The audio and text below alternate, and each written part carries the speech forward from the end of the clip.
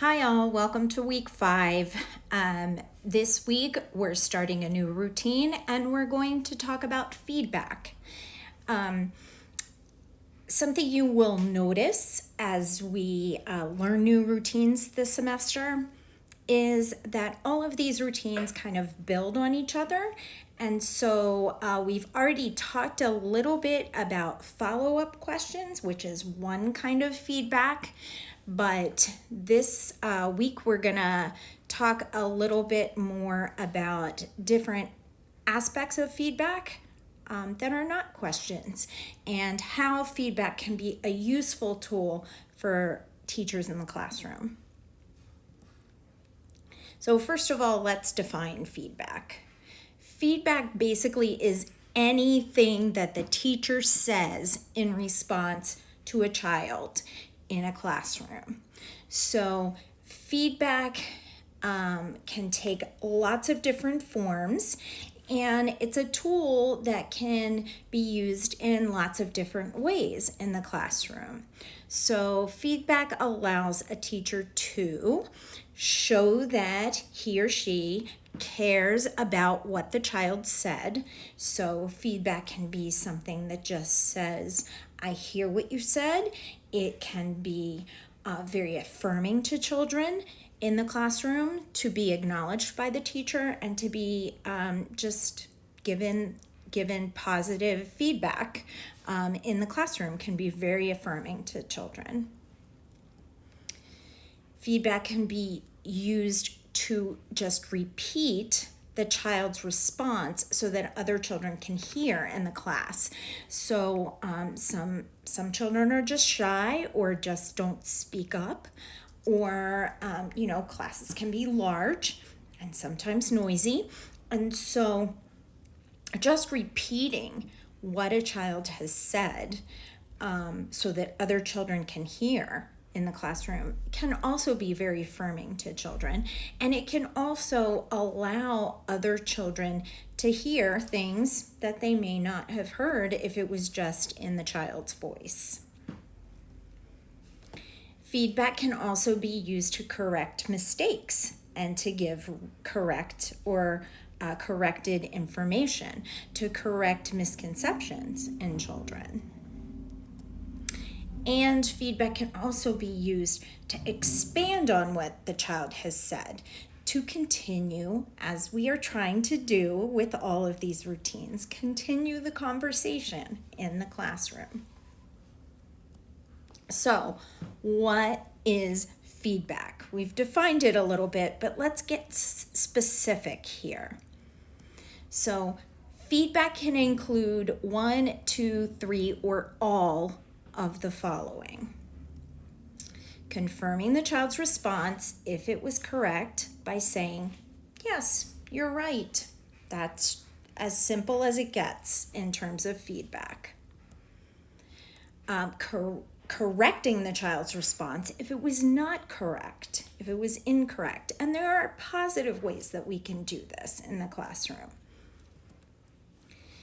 Again, repeating what the child has said so that other children can hear, repeating and also expanding on what the child has said. Maybe just asking them to say it in a complete sentence if they're only saying 1 or 2 words. And then also adding on to what the child has said. Maybe the child gives one example and you want to talk about more examples. Or maybe the child has given part of a definition and you want to expand on that definition. And also, we can't forget our open-ended questions.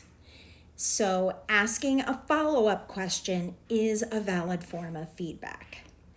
And again, our follow-up questions can be lower order or higher order on that Bloom's taxonomy. And sometimes it's good to ask lower order questions, but we always want to move children toward that higher order thinking. So now I want you to take a minute and pause this video and go to another video. I put the link here on the screen, but I've also embedded this video into your Canvas class if you want to go back into your Canvas class and find that video. And you don't have to watch the whole video. The whole video is fine, but it's rather long. So I'm only asking you to watch about the first 3 minutes of the video, and you may want to watch it more than once. Sometimes it's good to watch other teachers who are exemplary in the use of this feedback strategy to get ideas of what it looks like. So take a few minutes and watch this video. And as you're watching, I want you to think of which of the strategies that I just talked about does this teacher use to provide feedback? And also, when does the teacher use minimal or no feedback? So sometimes it's good to use lots of feedback, sometimes just a little bit or no feedback. And why do you think she makes that choice? And I'll give you a hint. You might see these questions on the quiz that's coming up at the end of this video. So pause, take a minute, take a look at this video and answer these questions for yourself. All right, so now that you're back from watching that other video, hopefully you have a good idea of what feedback, the routine, looks like. But let me just explicitly discuss it for a minute. So first of all, you're going to ask a question. We haven't forgotten how to ask good open-ended questions. Questions that may start with why, how, or tell me. And those are good question stems to start asking your open-ended question with. Then you're going to wait. This is similar to our open-ended question routine, right? So you're going to wait about 4 to 7 seconds. Waiting is hard, but count silently in your head while you're waiting. And then finally, you're going to provide feedback, and you're going to choose among these different feedback possibilities that we already talked about. Confirming the child's response, correcting an incorrect response, repeating what the child said, extending what the child said, adding a new idea to what the child said, or asking a follow-up question. So think about this routine as you're planning your lesson plan. And speaking of lesson plan, for class next week, I want you to submit a lesson plan using the feedback routine. It can be applied to any context, any class content.